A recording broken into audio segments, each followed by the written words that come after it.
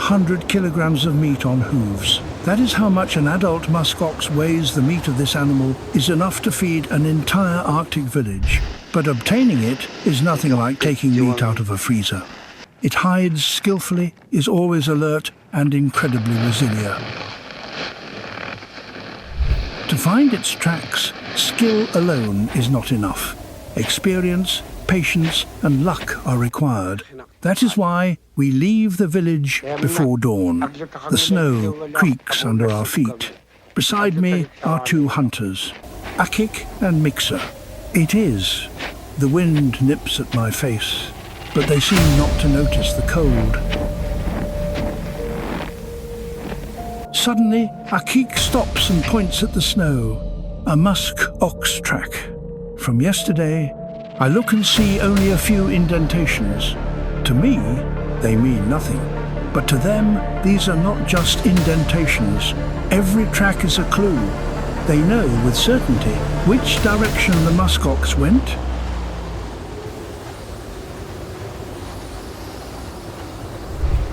I realize that all my life I have been walking past such tracks without seeing any meaning in them. We continue following the trail, crossing the tundra. Our breath freezes in the air, leaving clouds of frost. Every few hundred meters, Mixer drops to one knee and examines the surface. Fresh, he says. A new layer on top. I only nod, trying not to fall behind. Do you hear it? Akik suddenly stops. I listen, cawing somewhere ahead. Ravens, he explains. If they are here, it means the prey is nearby too. They always stay close to food. Black silhouettes circle in the sky. This is ancient navigation. Instead of satellite signals, we read the language of birds.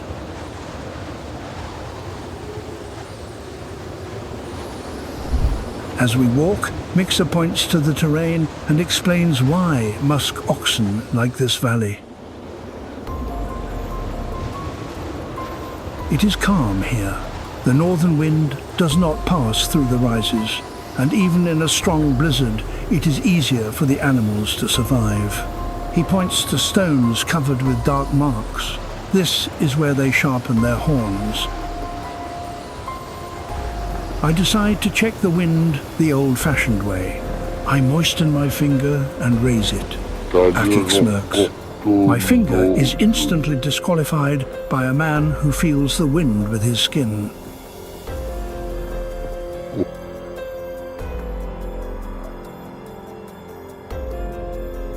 About an hour later, we climb a hill. Mixer crouches and takes out his binoculars. There they are, three figures against the white background. About 700 meters between us. They look as if someone breathed life into old fur coats and let them wander off, massive, shaggy, calm. Two females and one male, Akik whispers. The male is large, 400 kilograms. They look like armored vehicles. Slowly, they dig through the snow, searching for dry grass. Relaxed, Mixer adds. See, they keep eating. I nod. In their place, I would do the same in front of a hot pizza. The hunters exchange glances and begin to discuss the approach. Without words, only gestures. A hand points left, a head nods in response. Silence.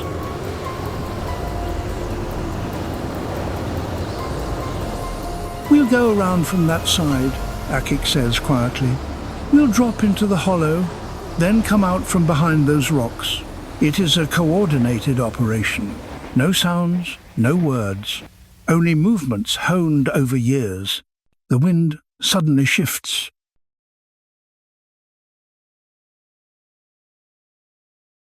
We're lucky, Mixer notes. They won't hear us. My nose has long since lost all feeling. But these two read the wind with their skin. While we prepare, the musk oxen continue digging through the snow. as if the rest of the world does not exist. Akik commands quietly. We start with the main thing. The rifles lie in front of us. Smooth, reliable, made not for ducks, but for an animal weighing half a ton.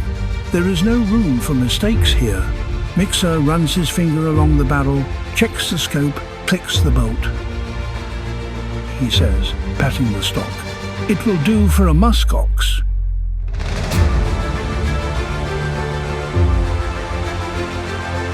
Even though everything I know about weapons comes from action movies, these rifles are single-shot but powerful, valued for accuracy and penetration.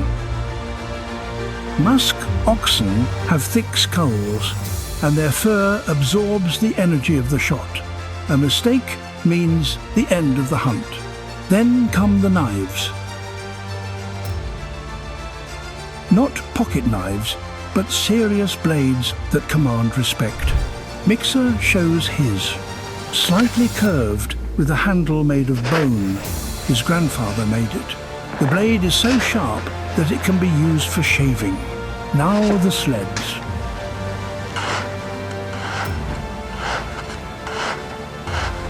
The Chromatic looks as if it has survived the ice ages, but this is precise calculation. The runners are made of bone.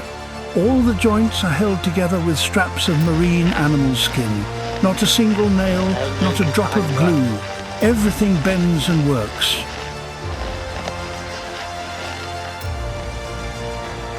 An Arctic pickup truck without an engine. The ropes are made from twisted walrus hide, tight like tendons.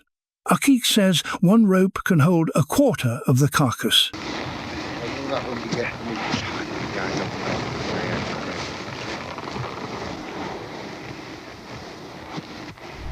I believe it could hold even more. But what impresses me most is the hunter's clothing. Next to them, I looked as if I had just stepped out to buy bread. My jacket was a beach cover-up. Their parkas are armour. Mittens made of seal fur reach up to the elbows. Boots look as if they were sewn from all the animals of the Arctic at once.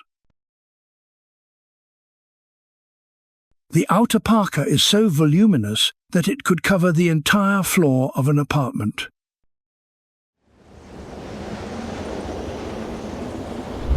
The hunters also carry tools. One of them frightened me at first. It looked like an instrument of torture. Long, heavy, with teeth. It is a bone saw, a serious tool. It cuts bones as thick as a baseball bat. Akik shows how to apply pressure properly so it does not get stuck. Then the smaller items, horn scrapers, sharp as needles, containers made of walrus bone. Each item has its own task. This is not just equipment. It is a surgical kit for a carcass weighing 400 kilograms. Only here, no one lays the patient on a table. Each hunter carries a total of 20 to 30 kilograms. Rifle, knives, saws, ropes, clothing. All of this at -30. Every knot is checked by hand. Fastenings, tension, blade sharpness. This is preparation for an operation where a mistake means the end. If a sled falls apart or a knife goes dull in the field, the carcass will freeze, and instead of meat, there will be ice.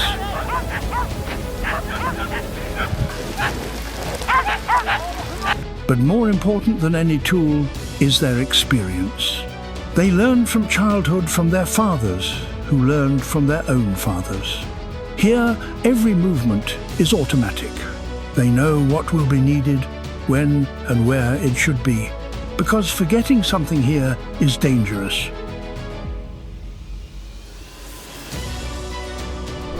The sun rises. We begin to move forward, using every snowdrift as cover. The hunters motion for me to follow. I try, but I feel awkward next to them. Fortunately, musk oxen have poor eyesight. Our ally is the wind. It carries our scent away from the herd. We creep along the ridge, closing the distance meter by meter. My knees ache, but the hunters glide like ghosts. Soft steps, almost a dance. I place my feet in their tracks. The sound almost disappears.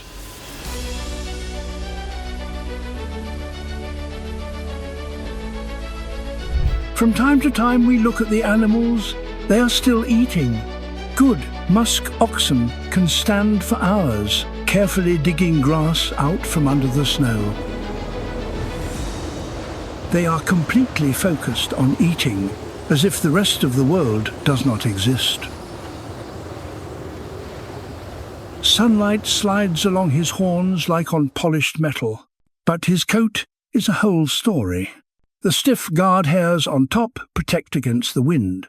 Beneath them is a soft, dense undercoat that is several times warmer than sheep's wool.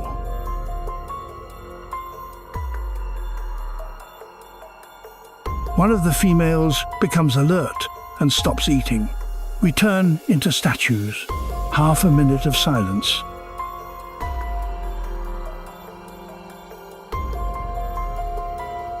Then she slowly lowers her head and returns to eating. The hunters exchange glances. A barely noticeable nod, and we continue. They have their own language. One finger raised means we stand still. A gesture to the side means we change position. No words, only signals. We move closer.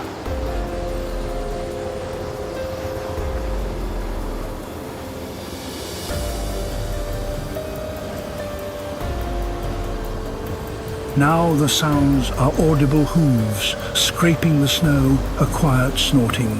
At this distance, the male looks even larger. This is not just an animal, it is a fortress on 4 legs. The shoulders are pure muscle. The head is enormous, like a tank. He stands motionless, like a living fort. The tension grows with every step. The hunters silently spread out, setting up angles of fire. The main thing is not to interfere with each other, not to cross lines of fire. One mistake means the end. The wind changes direction. We freeze. If it blows the wrong way, our scent will carry to them, then everything is over.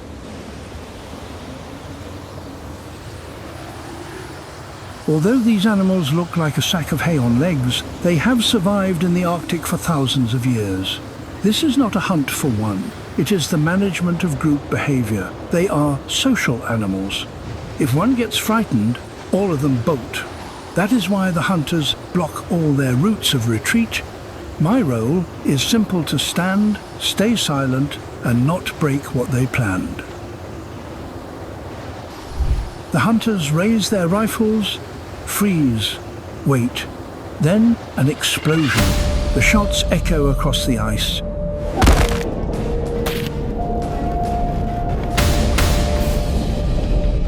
The male falls onto his side like a load of stones, but no one runs. Everything happens slowly. There is no loud chaos. The hunters approach cautiously, watching every movement, because a motionless animal is not a guarantee of safety. If it suddenly jumps up, there could be trouble.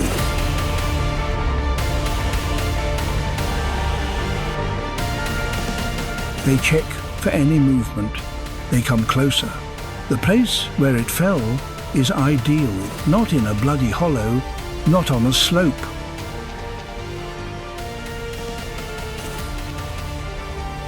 Good for butchering. Mixer takes out a knife with a bone handle.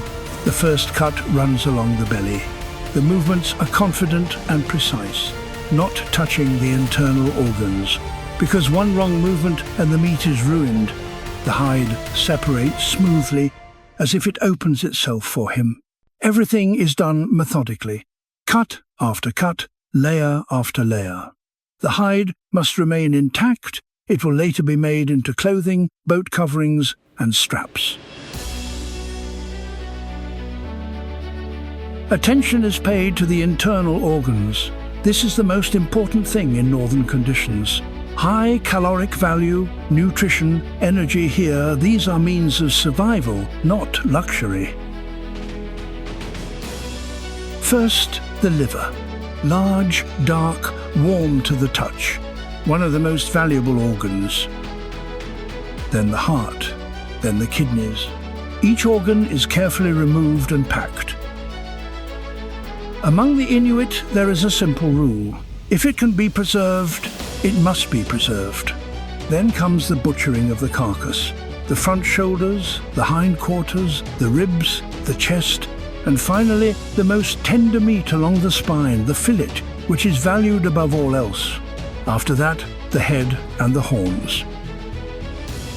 The horns will be used for tools, scrapers, decorations. The skull is used in rituals or for practical needs. Every element receives a second life. The bones are removed carefully. Large ones for knife handles, small ones for needles and awls. Bone marrow is pure fat, high in calories, easily absorbed, the best fuel in the cold. It is placed in a separate container. From it, they will make oil, fuel for lamps, and waterproofing for clothing. One musk ox provides so much fat that it can light a dwelling for weeks. The hide is also divided by zones.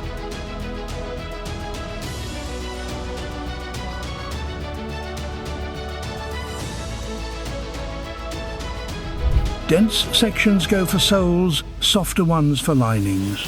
The sinews are pulled out carefully. They will later become extremely strong threads. The hunters work like a single organism. Akik works on one side, Mixer on the other. Not a single unnecessary movement. They have done this hundreds of times. Every movement is in its place. When the last pieces are packed, transportation begins. All this wealth has to be taken home. The komatiks, which earlier seemed sturdy, now look small next to the load. Loading is a strategy. The heaviest pieces go on the bottom, the lighter ones on top. Everything is wrapped in tarpaulin and tightened with straps made of sealskin. Knots are checked several times. The ropes are pulled tight. When we finish, the sky darkens and the wind rises. There is no time to delay. The return trip is 3 hours, but it feels like all 30.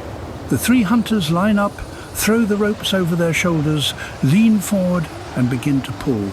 It is a tug of war. Only on the other end there is not an opponent, but meat that is waiting at home.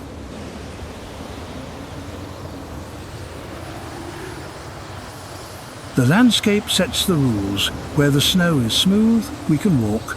Where it is hard and uneven, we almost crawl. The runners catch on every bump. In every hollow, the sled has to be adjusted. The rhythm slows, the effort doubles. The temperature drops, evening approaches. Steam rises from the meat on the sleds. It freezes instantly. Everything becomes covered with frost hair, mittens, straps. The only truly frightening thing is the cold, which does not let go for a single moment.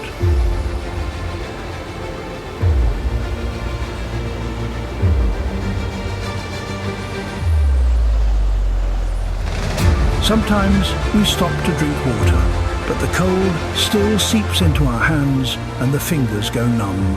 At last, familiar silhouettes appear ahead. A few houses, smoke rising from chimneys. The whiteness is broken for the first time. We are almost home. As soon as the runners creak at the edge of the village, doors open one after another. People come out to meet the hunters.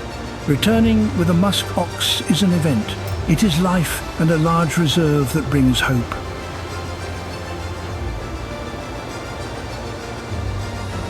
Children run forward, spreading the news. "A good hunt," says an elderly woman, Uki, approaching the sleds. She looks over the meat with a careful eye. Within minutes, everything comes alive. Women spread tarps on the snow, men set up wooden trestles. The first pieces go to the elders, Akik says quietly.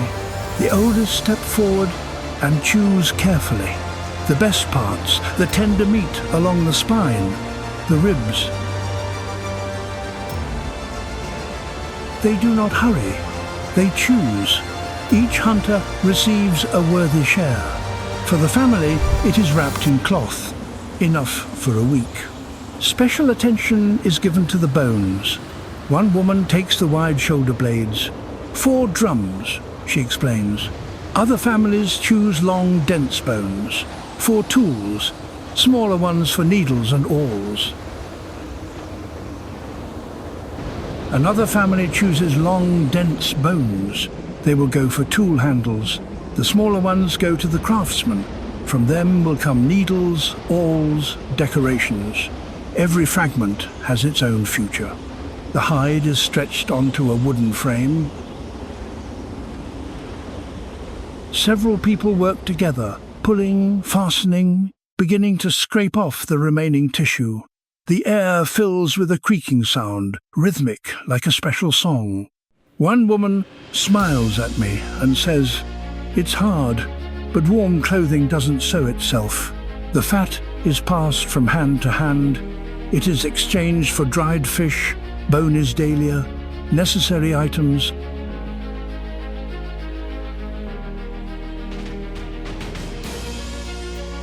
Everything happens easily, by agreement. Everyone watches not only their own share, but also those who have less, so that there is enough for everyone. The tongue receives special attention. The elder cuts it himself. Carefully, unhurriedly, he slices it into pieces and passes them to the most respected families.